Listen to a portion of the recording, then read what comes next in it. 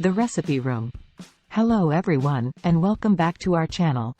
Today, we're going to learn how to bake delicious homemade biscuits. This recipe is simple, fun, and perfect for all you baking beginners out there. So, let's get started. Ingredients. To start, we need the following ingredients. 2 cups of all-purpose flour. 1 tablespoon of baking powder. 1/2 teaspoon of salt. 1/2 cup of unsalted butter, cold and cubed. 3/4 cup of cold milk. Preparation. First, preheat your oven to 425 degrees Fahrenheit, or about 220 degrees Celsius. Next, in a large bowl, combine the flour, baking powder, and salt.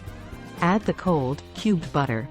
Using a pastry blender or your fingers, cut the butter into the flour until it resembles coarse crumbs.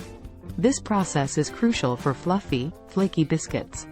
Now, gradually add the milk, stirring just until the dough comes together. Be careful not to overmix.